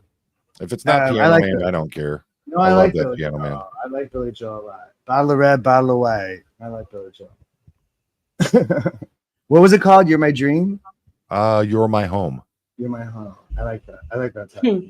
Let's see. Kristen Melinda, I dated a guy almost a decade whose thing was, "That's just the way I am." Probably should have listened the first time or the 10th. Yeah.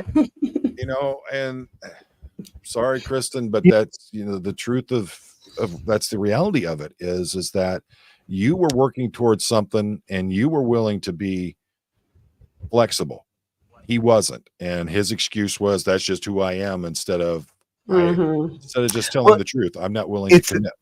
It's a tough thing because like sometimes that people take the wrong lessons. Like some people who need confidence building, you tell them, be proud of who you are, be true to who you are, don't let anybody change you, stuff like that. But then somebody who's an asshole, he takes that lesson, right? And he's like, yeah, I'm not going to change. I'm going to be true to who I am.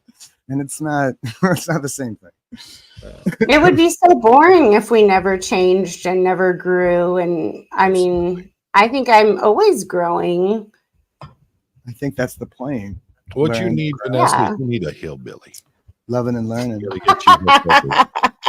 Send me the hillbillies. Banjo picking hillbilly. Crosstown trucker demonstrate his might. That's a Sheryl Crow lyric. A good old fashioned hillbilly. Maybe a nice Southern boy. Hillbillies are Southern. Southern boys. Yeah. Yeah. Somebody treat you nice. Somebody appreciate you. Just they don't even have to be, I think someone who realizes, accepts, and acknowledges who you are and is comfortable with that is the person that you need. They may not be into all the same stuff you are. My wife loves country music, born and raised in the Detroit area, but is a huge country music fan. Born and raised in Kentucky, raised in Southwestern Ohio. And I'm a death metal fan. And I'm more of a goth than I am anything else. But, if there's a good concert coming I want to go to, she's like, have fun. So, yeah, it's nice to have things in common, but it doesn't. But it's also good to have individual. It's better to have. It's much healthier to have some individual interests that have nothing to do with each other. Yeah, that's codependent when couples do everything all the time, and everything's the same. Yeah. Yeah. The couples that just have to be, glued together at the hip, almost like Siamese twins. That's just, to me, that's abandonment issues. Yeah. Don't ever leave my side. Yeah. John Attachment issues.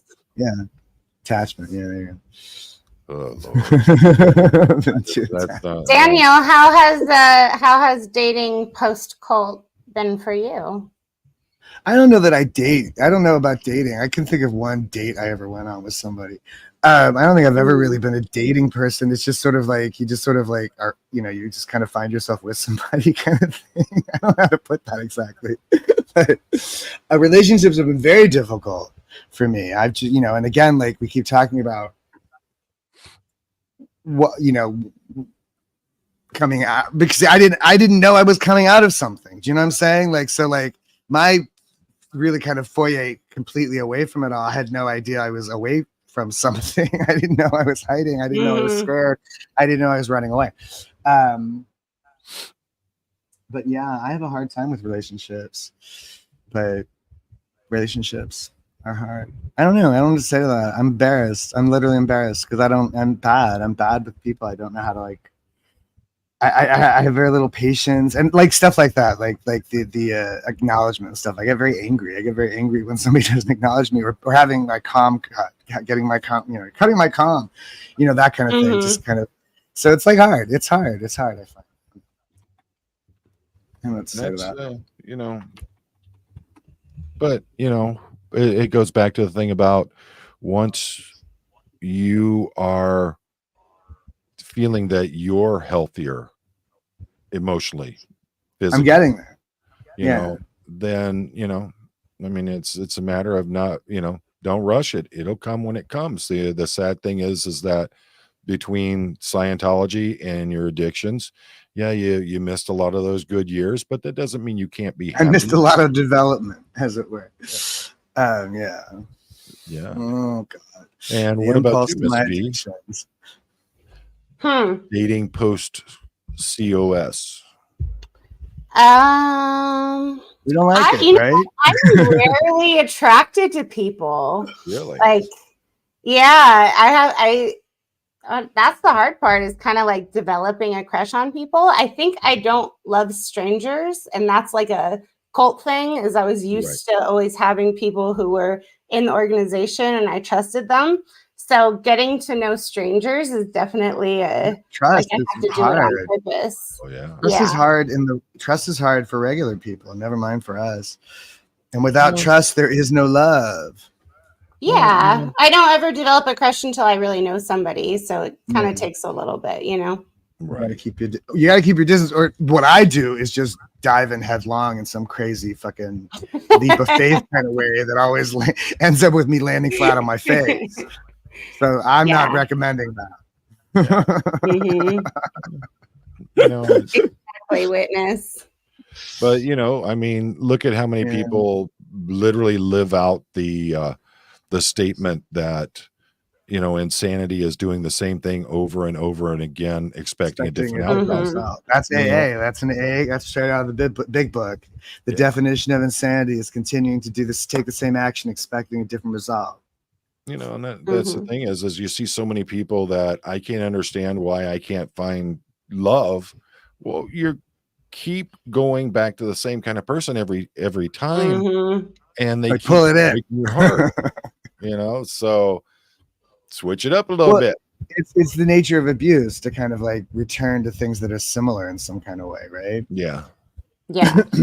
And we were raised pretty much by a narcissist. Like the cult leader raises the children of the cult, whether there's parents or not. So having that as like the cult leader, the parent figure is this totally narcissistic white man who we're just with a sailor hat clapping for all the time. Yeah, like it doesn't give a great idea in the beginning of who we're looking for, you know. Yeah, right. Like father figures, right? The first father, right? No father, but I had L or H. There you go. And you always have those teeth to remember. So, oh my God, I know, right? They're so bad.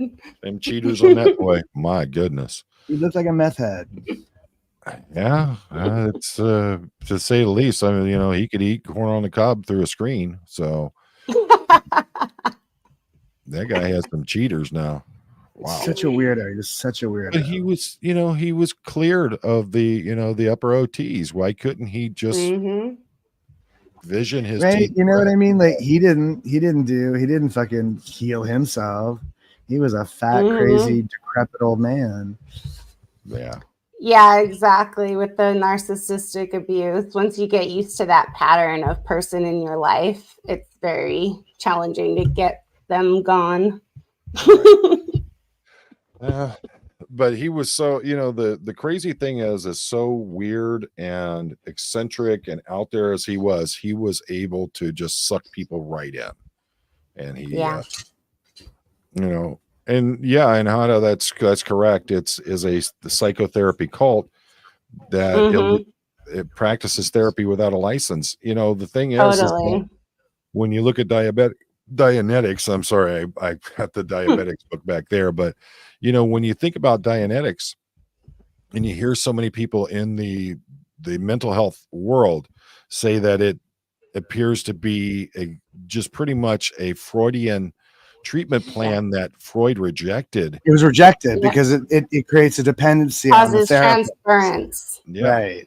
And I think that's what he took, though. He took all the rejected shit. He was like, oh yeah, I'll take that. I'll take all this crazy stuff that you guys, the legitimate people, don't want to use. I'll take that stuff and spit it all over some people.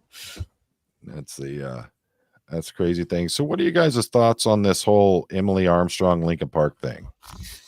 All I want to know is if they knew what they were getting into.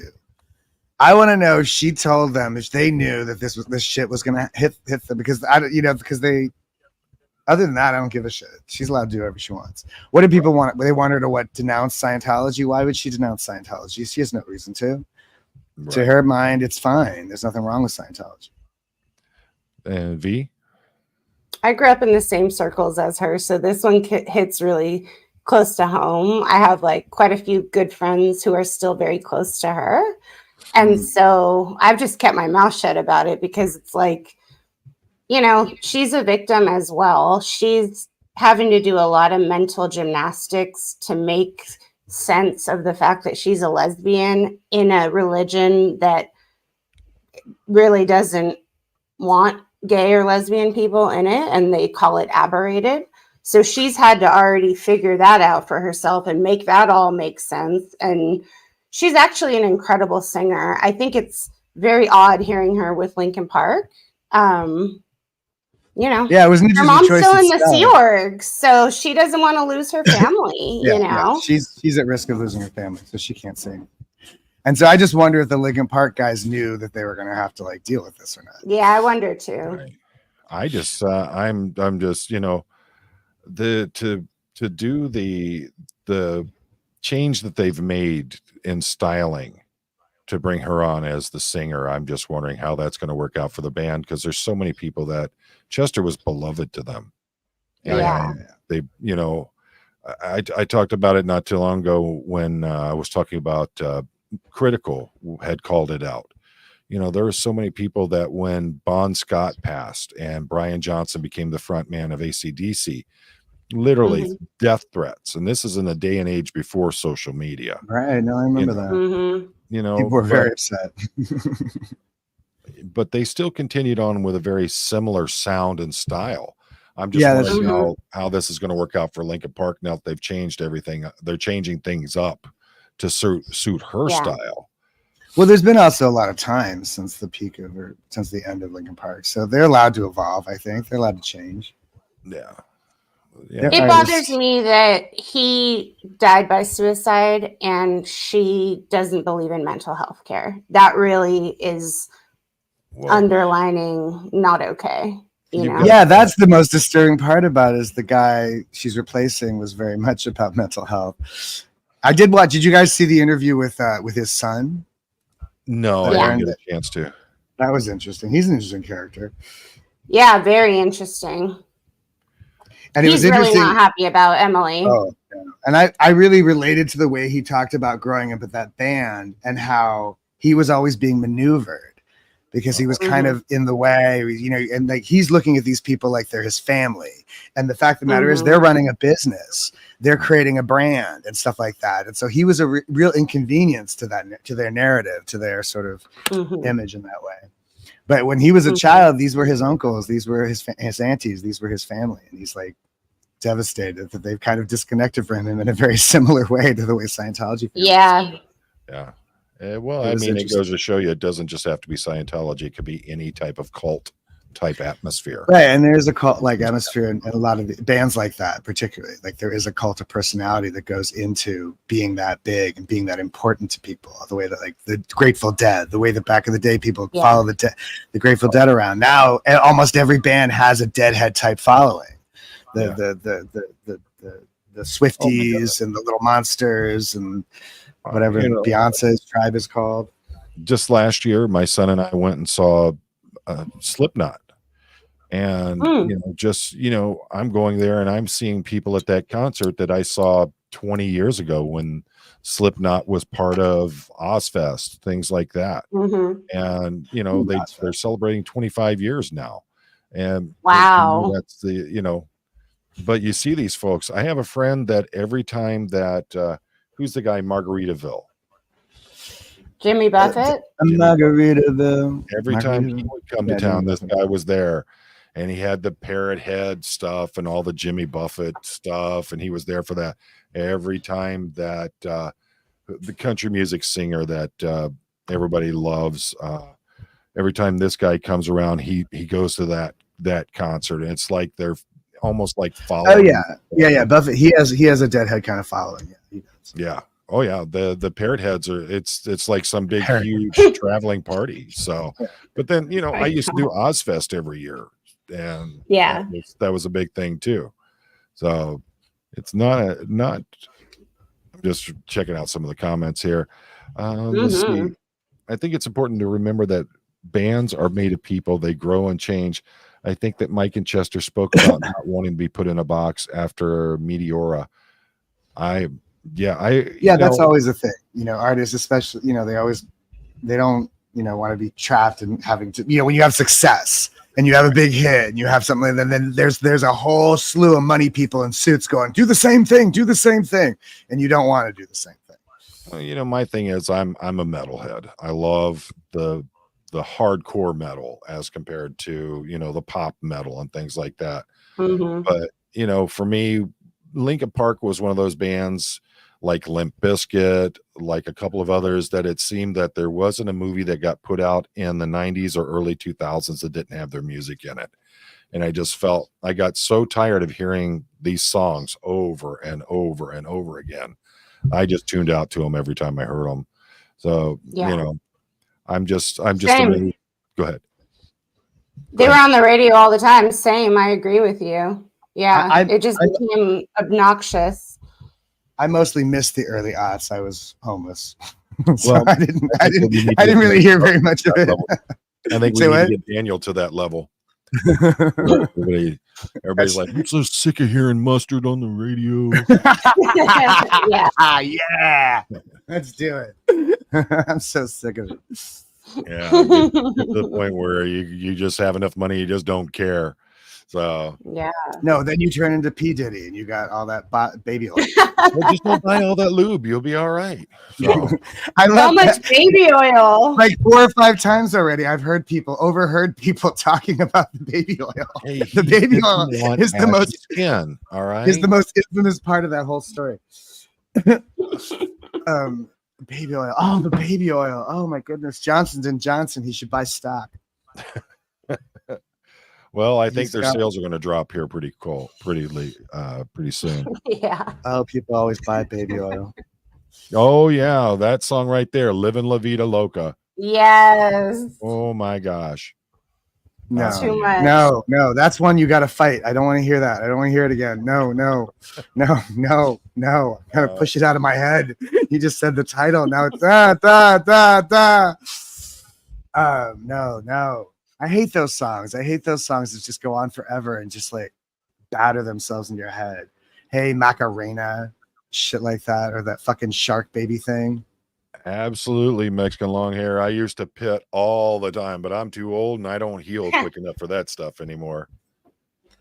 I like the chill stuff. I like it when people do like acoustic versions of harder songs. I love that stuff. I appreciate the artistry of all music. It's just that for me, my base, my core is the hardcore metal. So like Alice in Chains, their acoustic record was like the biggest thing they'd ever made, and it was fucking gorgeous. I just think that's awesome when they do that. It doesn't have to be loud. I feel like the loudness of certain music is about an anxiety.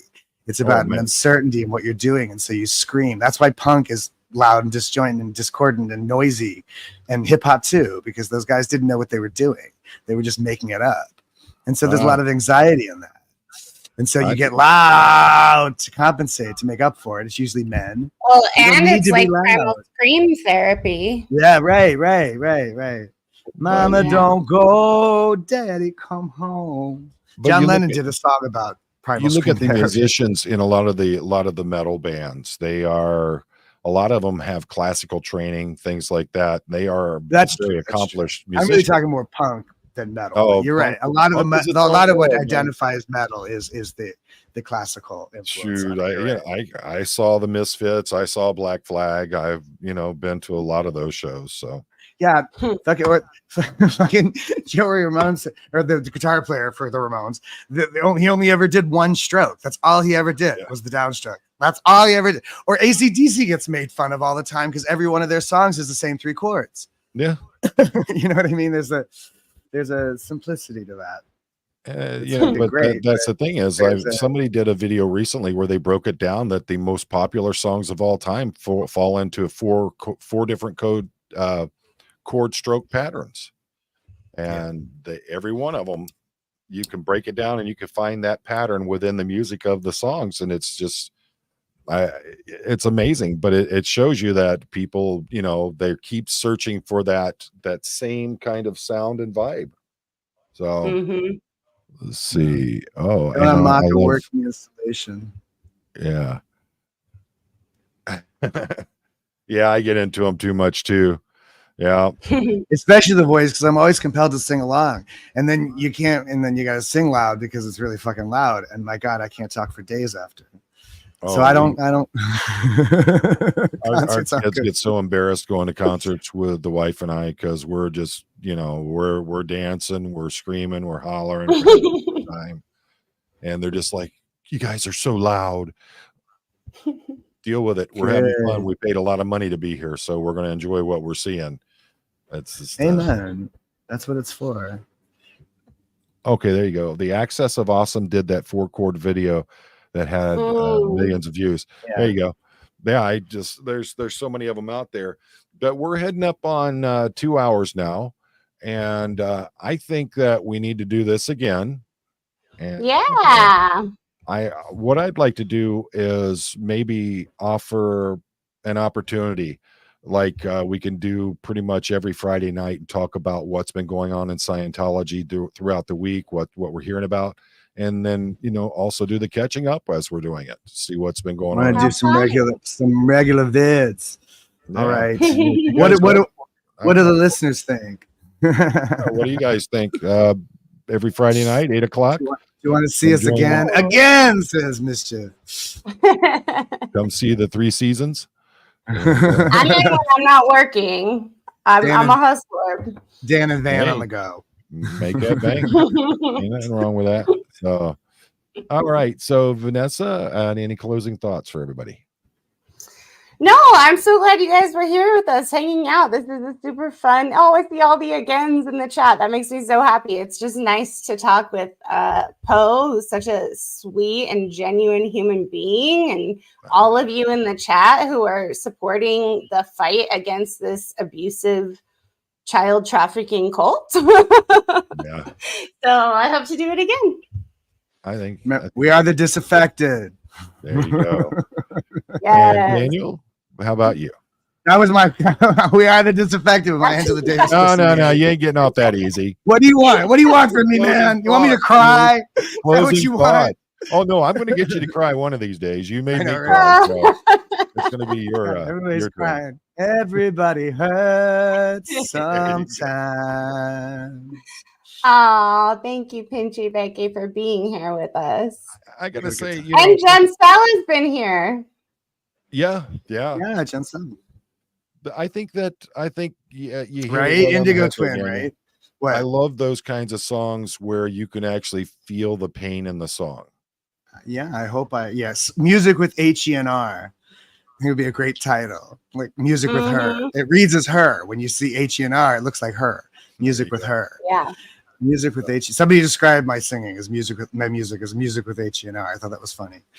Yeah, and it's a good thing. It's a good thing. Look at that. Feeling sad can be a good thing, or hurt, or whatever. I didn't know that.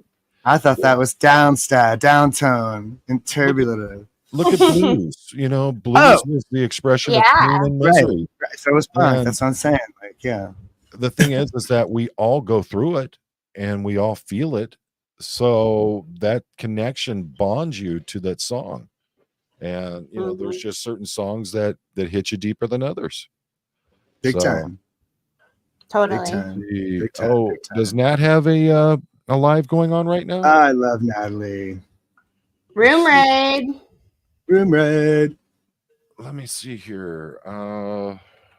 Natalie, I think, has an excellent recovery. And it's very family focused. You notice that. Natalie's very focused on the family. 3 generations of her family. Yeah. You know what I mean? That's a ground set. It's beautiful. Okay. So, yep, I'm going to go ahead and copy that. If everybody wants to head over to Nat's channel, you don't have to stay if you don't want to. Just pop in, say howdy, let her know that you're there, and you know, just show some love. I mean, that's the big thing here is we're all I'm trying to get it muted. But that's the thing. Show some love, and you know, we help each other out. If we're a community, we got to act like it. And there you go. Yeah. And we need it. We need community. Absolutely. You know, folks, it's a human essential. I say it every time, but I mean it.